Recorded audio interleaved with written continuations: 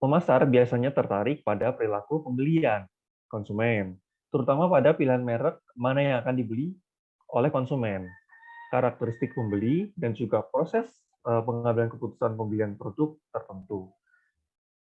Tugas pemasar di sini adalah memahami apa yang terjadi dalam kesadaran pembeli, mulai dari adanya rangsangan dari luar hingga munculnya keputusan pembelian konsumen. Jadi biasanya para pemasar itu tertarik pada perilaku pembelian konsumen, yaitu terutama pada pilihan merek, di mana merek-merek mana sih yang akan dibeli konsumen, gitu ya. Juga ada karakteristik pembeli, juga ada proses pengambilan keputusan terhadap pembelian produk-produk tertentu.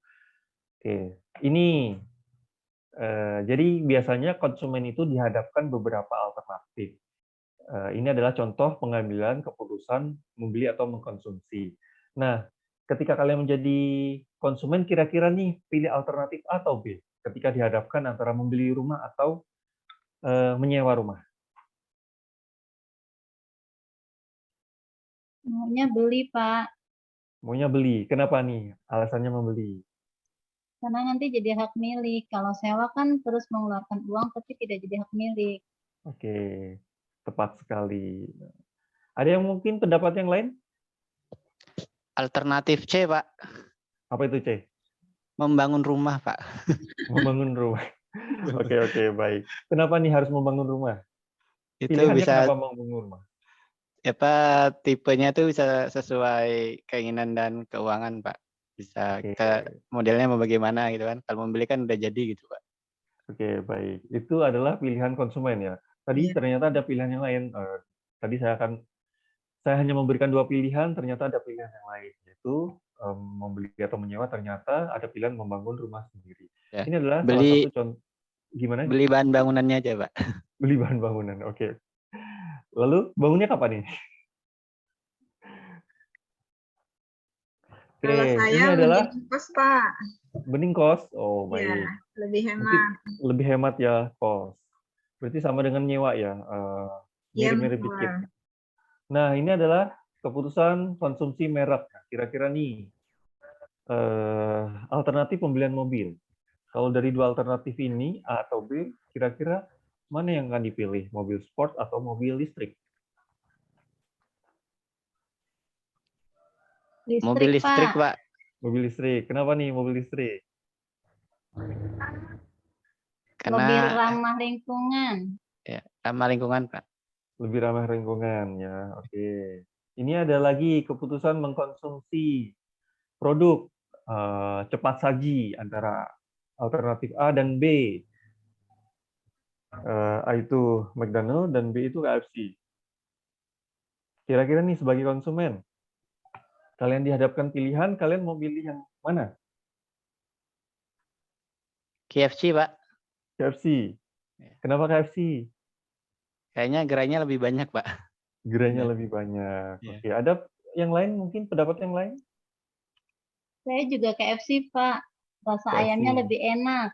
Oh, ayamnya lebih enak. Oke, baik. Oke. Kalau ini, kemarin saya juga sempat survei, banyak juga yang memilih alternatif A karena yaitu tadi, ini kan masalah selera ya. Oke, kalau di kelas ini alternatifnya B, tapi kalau di kelas sebelah itu alternatifnya A. Oke, sekarang adalah keputusan sasaran. Kira-kira nih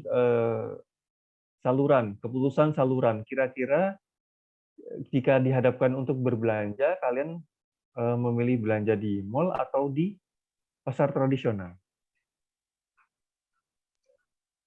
Saya mau di pasar tradisional aja, Pak. Kenapa memilih Bisa pasar nawar, tradisional? harganya lebih terjangkau, dan lebih bersosialisasi, Pak, dengan penjualnya. Nanti bisa dapat langganan, dapat diskon gratis. Kalau di mall mahal, Pak. Oke, kalau di mall mahal, kecuali yang promo ya. Ada Iya, pendapat Pak. yang lain? Kalau tujuannya belanja dan refreshing ke mall, Pak. Bisa sambil nonton, misalnya kan biasanya ada bioskopnya atau apa gitu, Pak, sambil main. Kecuali kalau memang mau untuk kebutuhan saja ke pasar, Pak, kalau saya. Ya, terima kasih, Pak. Oke, baik, terima kasih. Terima kasih atas jawaban-jawabannya. Oke, tinggal satu lagi nih. Kira-kira nih dari alternatif A atau B, keputusan cara pembayaran. Kira-kira nih kalian pilih yang mana?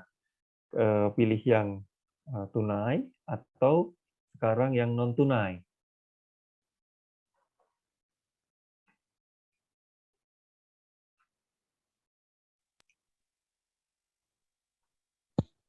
Maunya Non-tun- dua-duanya, Pak.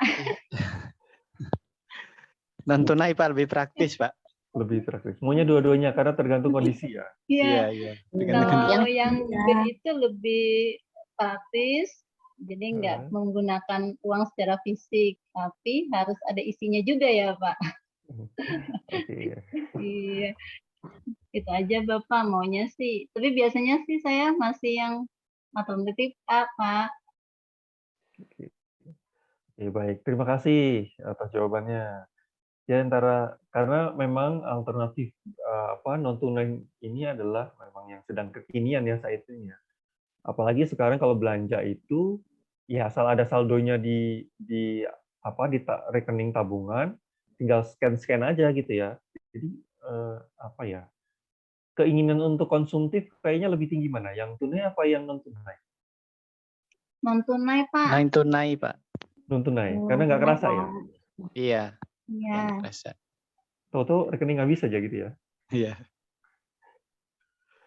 Oke, Tahu pakai baik. pay letter gitu, Pak. Oh, baik. Selain pay letter apa sih kalau non tunai ini?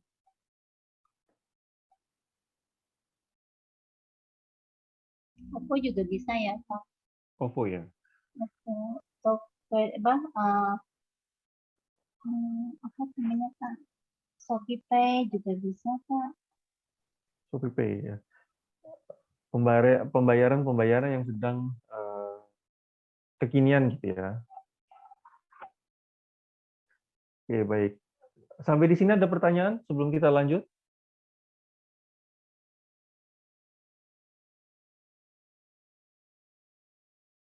Pak, jelas. Oke, baik. Kalau tidak ada pertanyaan, kita lanjut.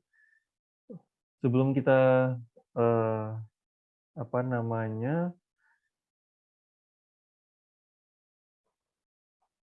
menemui tipe-tipe gitu ya. Jadi di sini ada beberapa model manusia gitu ya.